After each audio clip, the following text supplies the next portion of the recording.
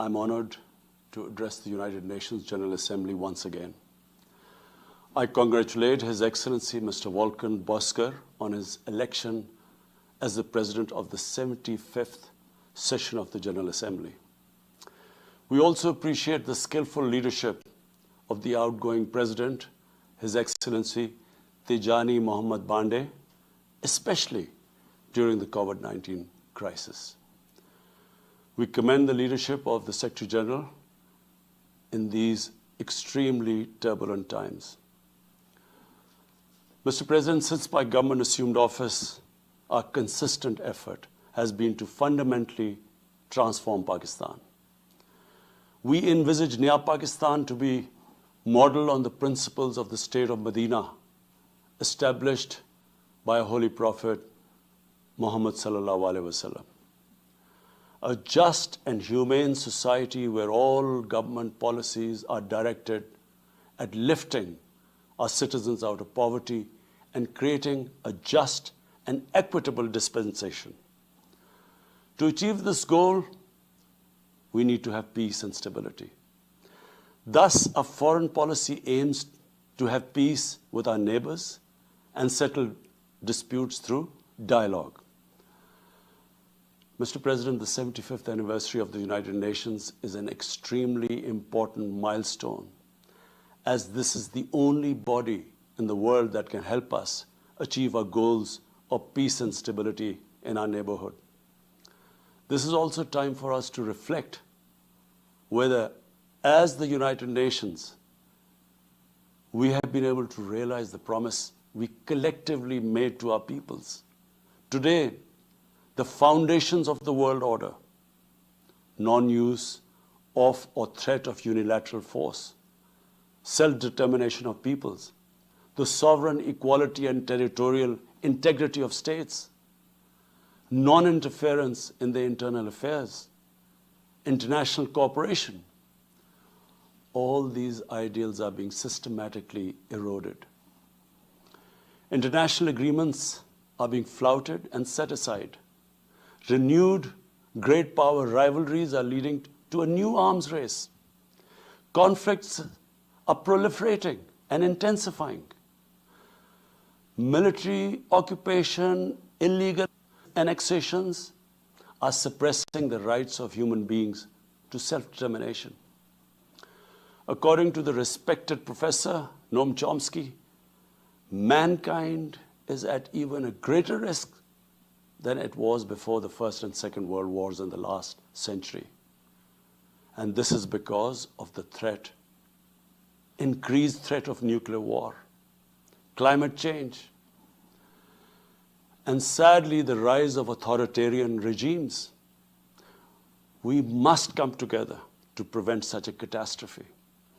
We believe that the driving force in international relations must be cooperation in accordance with the principles of international law and not confrontation and force. We all must emphatically reaffirm our support for multilateralism. Mr. President, the COVID-19 pandemic has illustrated the oneness of humanity. In our interconnected world, no one is safe unless everyone is safe. Locking down to control the pandemic has triggered the worst recession since the Great Recession in the last century. This has hit the poorest countries the hardest, as well as the poor in all the countries. In Pakistan, we realized very early on that if we imposed a strict lockdown, the type that several affluent countries had imposed, we would have more people dying of hunger than the virus. Therefore, we adopted a policy of smart lockdown. While concentrating on the hotspots, the virus hotspots, we opened up our agriculture sector immediately, and then followed it up by the construction sector, which employed most of the people. At the same time, and this is despite financial constraints, my government deployed $8 billion, unprecedented amount, for our health services. plus support the poorest and most vulnerable households with direct cash payments through SR's program, and then subsidies to the small businesses. Even though our smart lockdown was heavily criticized in the beginning, but thanks to the Almighty Allah's grace, we have not only managed to control the virus, stabilize our economy, but most importantly, we have been able to protect the poorest segment of the society from the worst fallout of the lockdown. Today, Pakistan's response is cited among the success stories in controlling and responding to the pandemic. However, we are still not out of the woods, like no country is out of the woods today.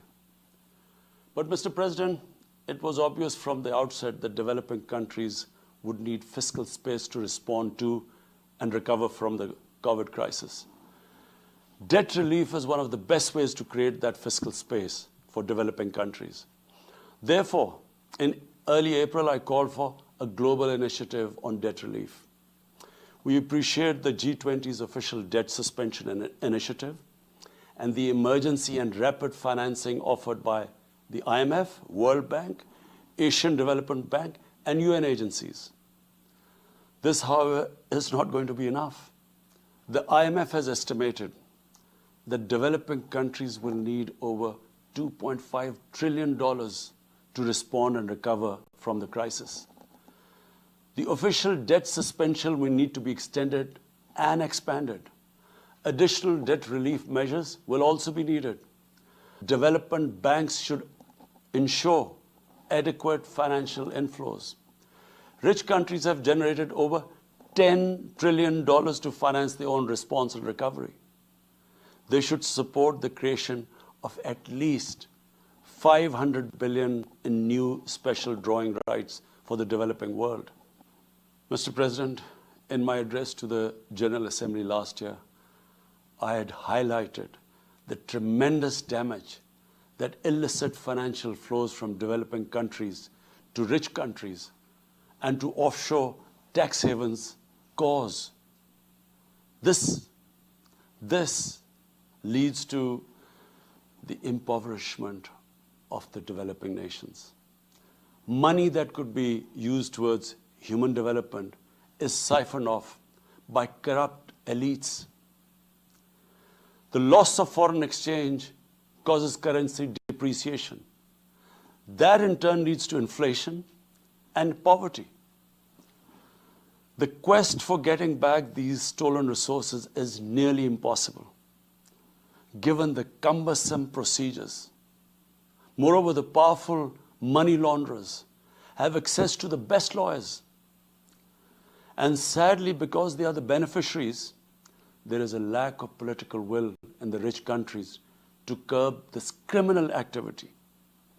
Mr. President, if this phenomena is unaddressed, it will continue to accentuate the inequality between the rich and the poor nations, and eventually will spark off a bigger global crisis, a far bigger global crisis than the present migration issue poses. The rich states cannot hold forth on human rights and justice when they provide sanctuary to money launderers, to their looted wealth. There are robust anti-money laundering and anti-terror financing regimes. I call upon this Assembly to take the lead in efforts to build a global framework to stem the illicit financial flows and ensure speedy repatriation of stolen wealth. It is important to realize that the aid that flows from rich countries to the developing world is minuscule compared to the massive outflows by our corrupt elites. Mr. President, this year, I must again reiterate the threat posed to mankind due to climate change. Unprecedented fires in Australia, Siberia, California, Brazil. Unprecedented floodings in various parts of the world. Record temperatures, even in the Arctic Circle. This should make all of us worried for our future generations. Commitments made through the Paris agreements must be fulfilled. In particular, the commitment to mobilize $100 billion annually as climate finance. Pakistan's contribution to carbon emissions is minimal, but it is one of those countries most affected by climate change. Yet, we have decided to take the lead as we consider addressing climate change a universal responsibility. We have launched an extremely ambitious program to plant 10 billion trees in the next 3 years as a contribution to mitigating the effects of climate change. Mr. President, the pandemic was an opportunity to bring humanity together.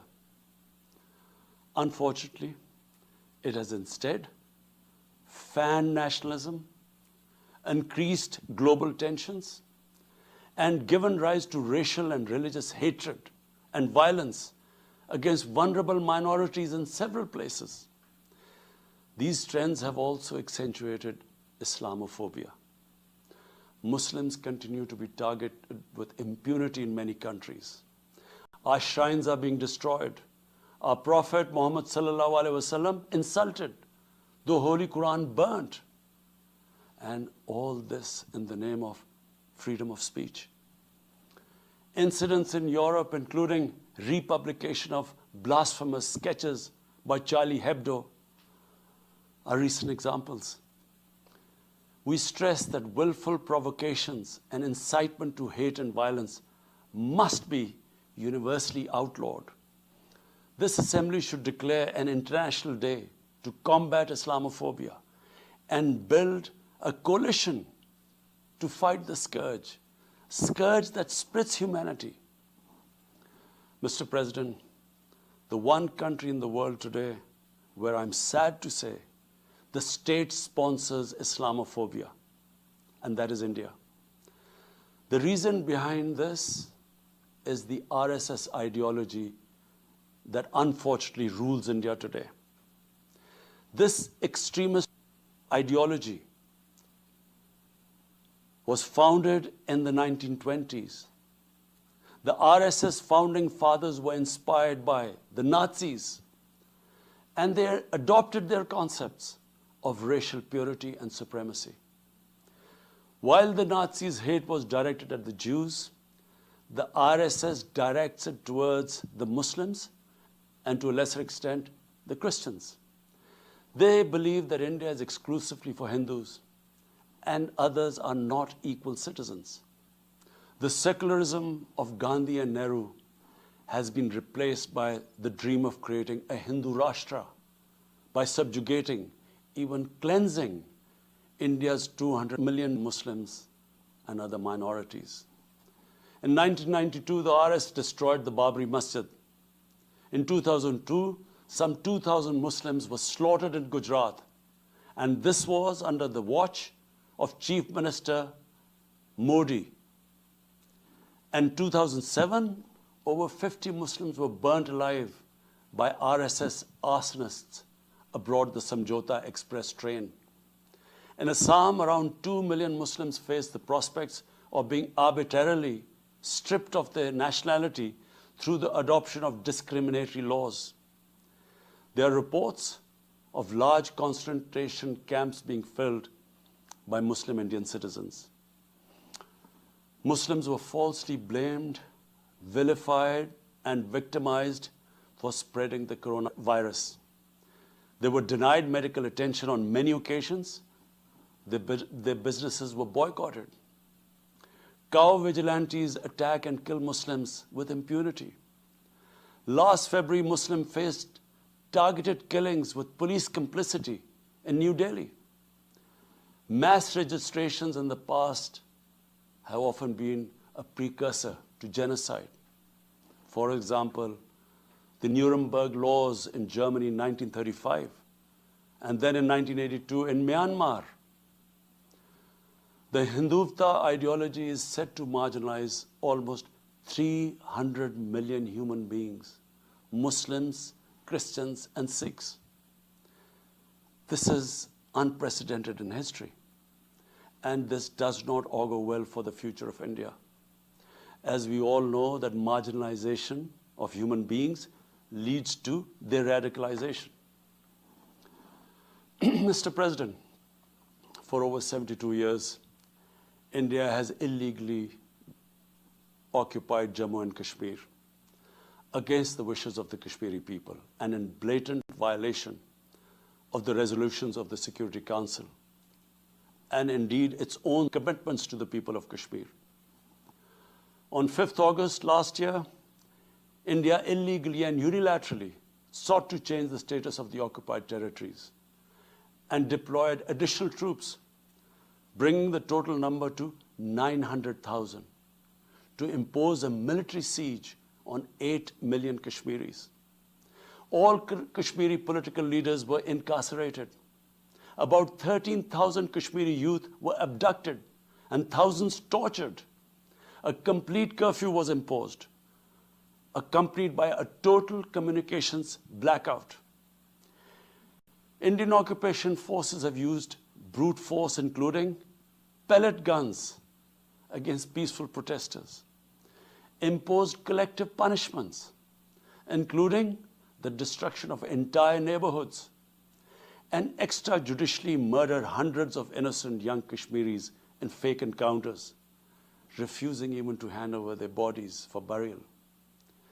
The Kashmiri media and those daring to raise their voice are being systematically harassed and intimidated through the use of draconian laws.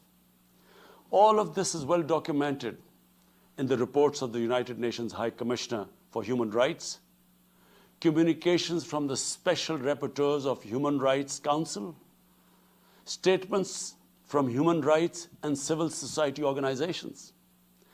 The international community must investigate these grave violations and prosecute the Indian civil and military personnel involved in state terrorism and serious crimes against humanity being perpetrated, I'm sad to say, with complete impunity. The objective of this brutal campaign is to impose what the RSS BJP regime has itself called the final solution for Jammu and Kashmir. To this end, the military siege is being followed by moves to change the demographic structure of the occupied territory. This is an attempt to obliterate the distinct Kashmiri identity in order to effect the outcome of a plebiscite envisaged in the UN Security Council resolutions. This action is in violation of the UN Charter, Council resolutions, and international law, particularly the 4th Geneva Convention. Changing demographic structure of occupied territory is a war crime. Mr. President, the brave Kashmiri people will never submit to Indian occupation and oppression.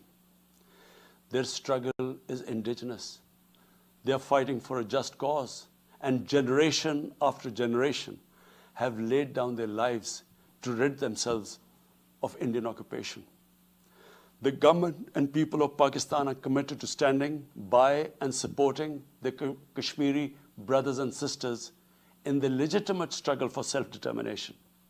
Mr. President, in order to divert attention from its illegal actions and atrocities in Indian-occupied Jammu and Kashmir, India is playing a dangerous game of upping the military ante against Pakistan in a nuclearized environment.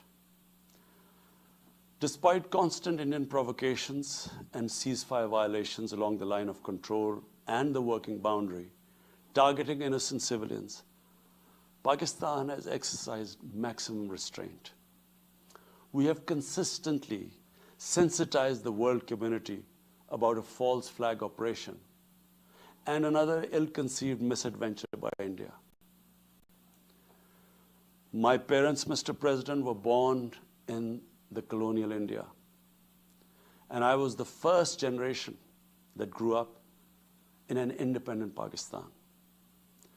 I want to make it clear that any attempt by the fascist totalitarian, RSS-led Indian government to aggress against Pakistan will be met by a nation that will fight for its freedom to the end. Mr. President, there will be no durable peace and stability in South Asia until the Jammu and Kashmir dispute is resolved on the basis of international legitimacy. Kashmir has been rightly described as a nuclear flashpoint. The Security Council must prevent a disaster conflict and secure the implementation of its own resolutions, as it did in the case of East Timor. The Council has considered the situation in Jammu and Kashmir 3 times in the past year. It must take appropriate enforcement actions. It must also take steps to protect the Kashmiris from an impending genocide by India. Pakistan has always called for a peaceful solution. To this end, India must rescind. To reach this end, India must rescind the measures it has instituted since 5th August 2019, end its military siege and other gross human rights violation, and agree to resolve the Jammu and Kashmir dispute in accordance with the relevant UN Security Council resolutions, and of course, the wishes of the people of Kashmir. Mr. President, Pakistan's desire for peace in our region is also manifest in our efforts to promote a political solution in Afghanistan. I have consistently maintained over the past 2 decades that there is no military solution to the conflict in Afghanistan. The only way forward was and is a political settlement, which involves the full spectrum of Afghanistan's political actors. Pakistan fully facilitated the process that culminated in the US-Taliban peace agreement on 29 February 2020. Pakistan is deeply gratified that it has fulfilled its part of the responsibility. The Afghan leaders must now seize this historic opportunity to achieve reconciliation and restore peace in the war-torn country. Through the intra-Afghan negotiations that commenced on 12th of September, they must work out an inclusive, broad-based, and comprehensive political settlement. The process must be Afghan-led and Afghan-owned, and without any interference or outside influence. Early return of Afghan refugees must be part of this political solution. After almost 2 decades of war, it is imperative not to allow spoilers within and outside Afghanistan to subvert the peace process. Peace and stability in Afghanistan will open new opportunities for development and regional connectivity. Mr. President, Palestine remains a festering wound. A just and lasting settlement is indispensable for the Middle East and actually the world. Illegal annexations of Palestinian territory, the building of illegal settlements, and the imposition of inhuman living conditions on the Palestinian people, especially in Gaza, cannot bring peace to a troubled region. Pakistan continues to support a 2-state solution in line with the UN General Assembly and Security Council resolutions within the international agreed parameters, and they are pre-1967 borders, and Al-Quds, Al-Sharif as the capital of a united, contiguous, and independent Palestinian state. Mr. President, the United Nations remains the best legitimate avenue for collective action in managing international conflicts, fostering peace and security, promoting equitable development, and addressing global problems. I urge the Secretary General to take the lead in preventing global conflicts. He should convene summit-level meetings to address regional hotspots and resolve outstanding disputes. The United Nations should be made fully responsive to the challenges of our times. A comprehensive reform of the United Nations, including the Security Council, is essential to promote greater democracy, accountability, transparency, and efficiency. Pakistan will continue to participate actively in this process and endeavor with other member states to build a world where conflict is outlawed and equitable prosperity for all pursued in conditions of peace and security.